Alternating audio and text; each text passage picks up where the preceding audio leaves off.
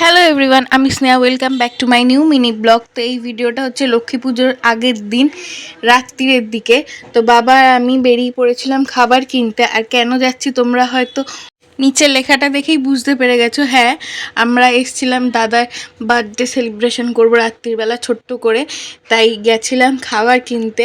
আর খাবার দাবার কিনে নিয়ে ফেরার পথে দেখছি সব মানুষ লক্ষ্মী পুজোর মার্কেটিং করছে, কারণ পরের দিনই কোজাগরি লক্ষ্মী পুজো, তাই সবাই মার্কেটিং করে দেখো বাড়ি যাচ্ছে। আর আমিও দেখো সেটা দেখতে দেখতে বাড়ি চলে আসলাম। আর বাড়ি আসার পর দিদিকে দিয়ে দিলাম। দিদি সবগুলো প্যাকেট থেকে বার করে নিচ্ছিল, কারণ গরম ছিল। আর দেবে গরম খাবার বেঁধে রাখলেন তো নষ্ট হয়ে যায়, এটা তো সবাই জানে।